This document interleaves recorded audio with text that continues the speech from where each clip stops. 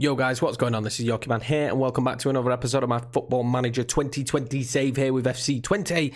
In this episode we'll go through the rest of the transfers. We finished the transfer window. It's been frustrating. It's been a little bit frustrating, but it's better off just showing you what happened. Let's see how we've been getting on off camera. So first of all guys, let's go through the transfers, and this is the first transfer we brought in. Jean Sebastian Cefarosa. I mean, he just looks brilliant, doesn't he? He looks really good. 18-year-old Argentine. Didn't cost us too much money. He's going to cost us more money the more he plays. I'm going to train him as central midfielder, but it does give us the option now to play attacking midfielder, which we already know. When we don't have Busquets in the team, we could definitely do with an attacking midfielder. So yeah, looking forward to using him. He should be really good, and I'm hoping he grows really well. He adds into that situation, and with the rest of the players like Serrano, like Nassi, like those players, those great young players, he's just going to make us better. Next up, guys, another pay signing, Mohamed Nassau, or Nassoa, or Nassau. I don't know names. I'm not good at them. He looks okay. He was a punt, really. 17-year-old. I think he costs like 450k from PSV. Genuinely just a punt. See how he gets on. His determination does suck. He is in a mentoring group. I'm not too worried about the arrows going down now. He's not been here for long. But at 17, he does... Well, my scouts seem to think that he has potential, and so do my coaches. So we're going to get the punt. We're going to go with the punt. Punt! No idea why I said punt so much. The next signing is Batista Meyer. If you've not heard of this guy before, he's quite well known. He's a Bayern Munich. I would say wonder kid. He doesn't have the media description of wonder kid this time, but I would say wonder kid. I mean, just look at his stats. There has been some development with the wings where we've had some issues, and, you know, his stats just paint the picture. He is absolutely brilliant as a winger. He's a little bit slow for me, but he's going to be fine in this league. I think he's going to be good. I'm excited to have him on board. And I wanted to utilise the loans. Like, we can have as many as we want, really. And there was some decent talent out there, so why not bring him in?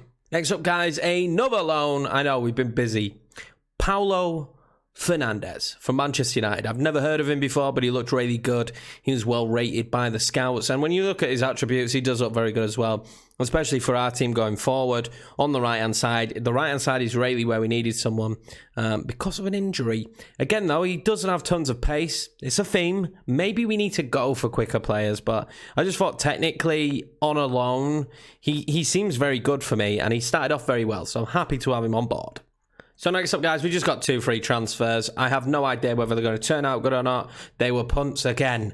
The word punt. I like to make punts. Why not? Take punts. Not make punts, you take punts. But yeah, we signed this guy. I'm not going to try and say his name. Let's just call him Christian.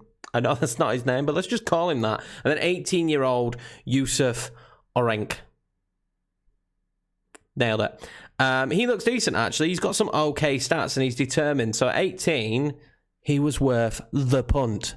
And hopefully he'll turn out well. In terms of players going out, no one really went for money, just a bunch of youngsters. To be honest with you, I didn't think any of these youngsters were very good. But for some strange reason, loads of teams wanted them. I looked at them, I went through their attributes, I thought, should I be keeping these around? None of them were higher rated, potentially, than 2.5 stars. I know star ratings aren't everything, but usually if they've got that low of a potential, and then you look at the attributes and don't see something that just stands out, you can kind of judge upon those stars and go with it. And that's what we did. So let's look at the fixtures. Right, guys, so since last time out, I played as far forward as I said. I said I'd roughly do about 2 months. I felt with there only being 3 games in September as well, it made sense. And September's not been a great month for us, as you can see. Now, we found some stuff out as the games have gone on. Basically, defensively, we're not amazing. We have mistakes in us. The goalkeeper's not fantastic. The new goalkeeper needs time to settle in, I think. But we still have loads of potential going forward. And I think that shows when you look at the results. So 3-0 against Maccabi Tel Aviv in the first leg, and then a 0-0 draw. But there's one that stands out in between this, isn't there? And it's the Eredivisie game against AZ where we won 3-1. I have no idea how this happened. To be honest with you, we were the better team. And when they scored, I thought, oh, typical, we're gonna lose this 1-0. This is how it goes. I hate it when this happens. I changed to 2 up top. And in the 83rd, 85th, and 89th minute, we just ripped them apart. Their defence just absolutely crumbled. We ripped them apart and we scored 3 goals. It was unbelievable. They don't have Bodo anymore, which obviously bodes well for anyone, the fact that they've lost such a great player. But I was absolutely shocked. Bass gets his first goal, Sebastian gets his first goal, and Noah Lang got a goal for us as well, which was really good. But moving on after that, we had a draw against Vitesse, which was a bit of a shame. Dejon Sterling scoring for them pretty late on. Again, very dominant in that game. And then we came up against this team that I can't pronounce. I've never heard of before, but we won 1-0. And when we got the draw, I thought, oh, this is favourable. I like this. Now, there's one thing I want to say about the Europa League in the playoff stages that is very frustrating. For us as a team in transition, we were going to bring in a lot of players. But the problem is the players we brought in, we couldn't register them. And because we couldn't register them, it really left us in the lurch. Now, as you can see in this game, we had 2 injuries. We didn't have much time in between games as well, which made it really difficult for condition. And then also, we had more injuries on top of that. The reason why we went in for Batista Maya and Fernandez is literally, we don't have any wingers. Aitor was injured, and so was Noah Lang. So I was really struggling on the right-hand side. So it was actually really difficult in the second leg. It's very frustrating that we lost 4-1, but there wasn't really much I could do about it. And, you know, it's frustrating, but they absolutely dominated us. If I look at the game, literally, my goalkeeper had a nightmare. He did nothing. Absolutely nothing. He was awful. Defensively, we were absolutely shocking. And yeah, not being able to register players, I feel like every round you go through a qualification, you should just be able to re-register the team however you want. But instead, you can only get rid of 1 player and register. You can register 2 players, but because of the homegrown situation, we could only ever register 1 player if we got rid of a player. And it just wasn't enough. We just couldn't get all our new players in, and it left us really short. And it really is a shame, because getting into the group stage would have been fantastic, and the money would have been amazing. But there's nothing we can do about it now. We managed to go this far, which I'm pretty happy with. And hopefully we can get Europa League football again next season. But maybe it would have been a big distraction this season, because now I'm looking at the team and I'm thinking, actually, in terms of real first team quality, we're quite short. So with that disappointing defeat, we came up against FC Emmen, a game that I felt like, realistically, if we turned up, we'd probably walk it. Wasn't as easy as that. They managed to score 2 goals. We had a player sent off, the new lad, Joan Sebastian Seferoza? I don't know. Answers on a postcard. Pablo Fernandez scored. Ignacio's actually been really good. He's started the season very well again, which is nice to see, but 3-2, nonetheless, not good enough. We then played against William II. I'm going to highlight this game. Do you know why I'm going to highlight this game? Because, oh my God, this is the worst I have seen this team play. It was crazy. I know the 4-1 defeat, but at least we were in the game. It were a bit even. We had chances just defensively. We sucked. This one, nothing. They had 20 shots, 9 on target to our 4 with 2 on target. And the 2 on target was right at the end of the game. We didn't have a single shot in the first half. In the first half, we didn't have a single shot. And now, with Twente, I've always felt like, going forward, we've been quite good. Maybe we don't always put the ball in the back of the net, but I mean, creating, we tend to be quite good. I worded that wrong. Creating, we tend to be quite good. We're just not that good at finishing. Didn't create a thing in this game. It was absolutely shocking. They missed a penalty, and I thought, once they missed a penalty, maybe we can grow into the game. We didn't. Their goal actually was a fairly good goal. It was on the breakaway.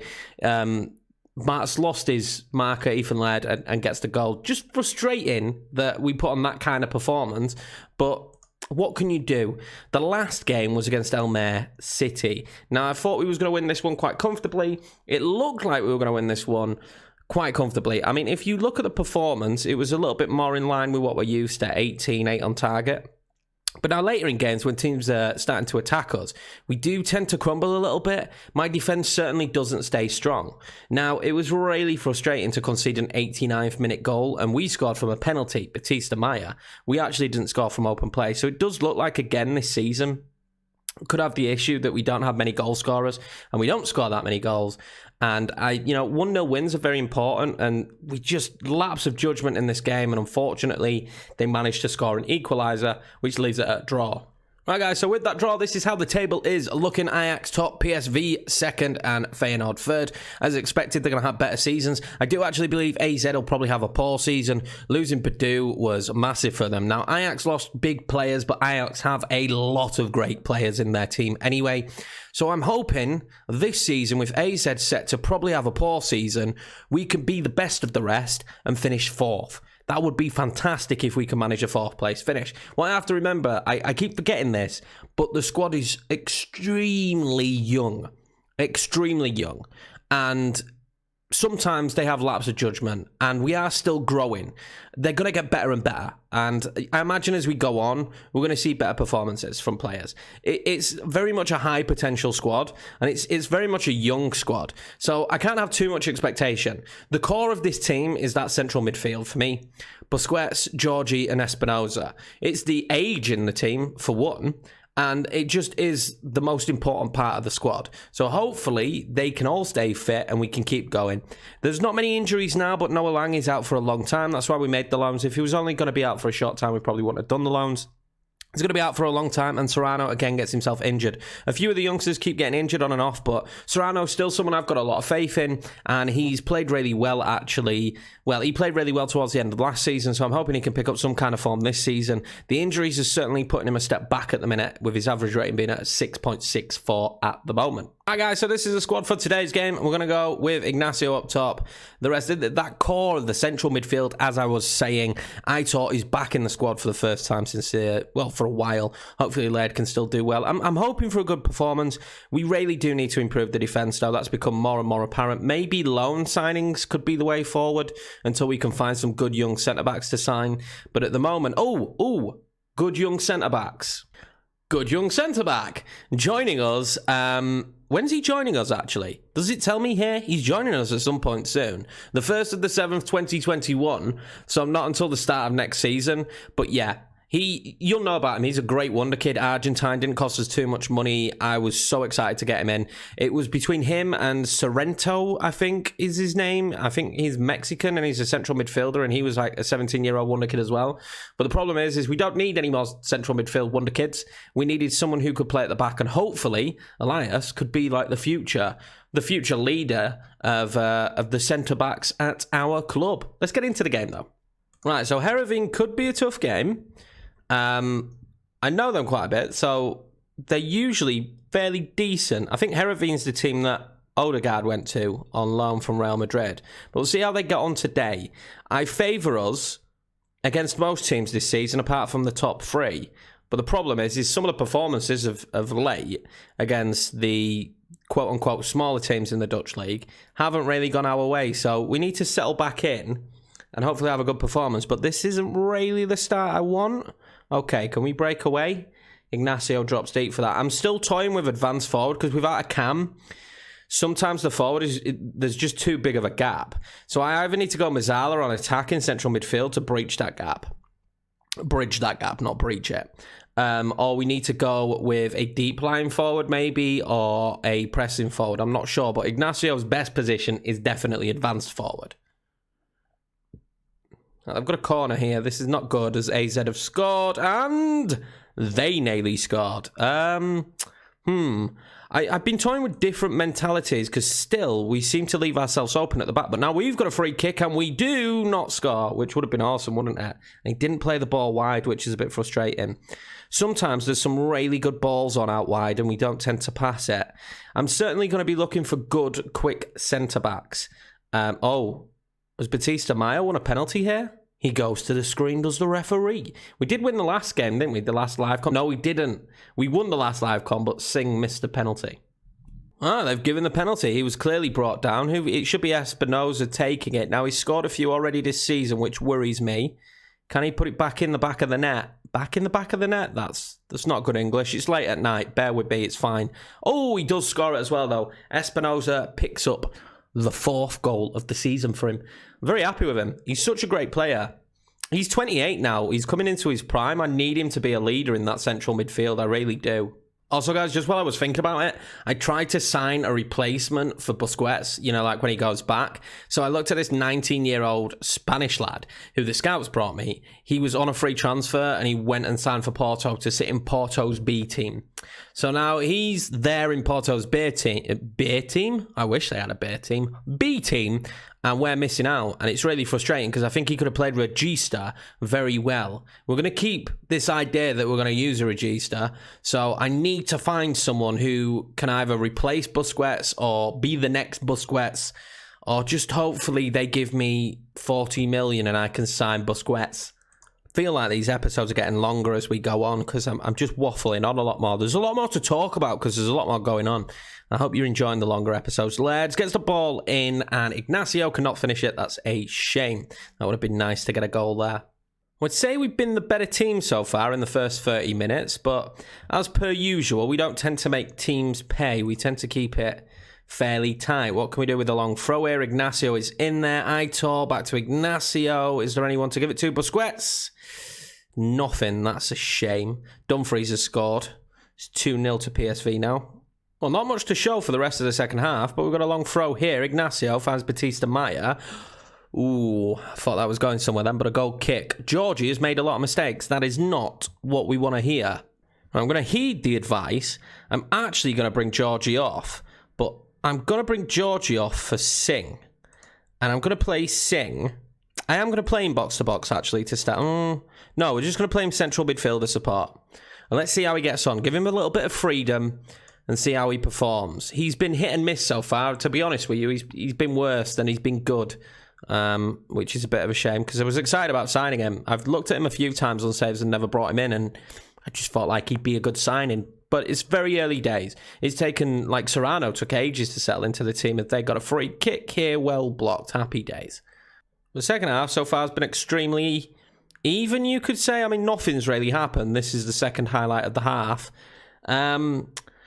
Apart from their free kick, hopefully, maybe there's another goal in this. For us, it's got to be for us, not for them. I'd like the midfield to spread the ball a bit more, and that is beautiful from Singh. Aitor now, what can he do? Just would have loved to have seen him smash that in. He's freshly back from injury. Maybe we'll take him off. Right, Aitor is going to come off for Pablo Fernandes. It's too early on back from his injury, I think, to play the full game. I really don't want him to get injured again. He was such a big player last season. How have we let that distribution go out and them get that there? That is absolutely awful, I was going to say, but we pick up the loose ball. Again, we don't look composed at the back. We do not look composed at the back at all.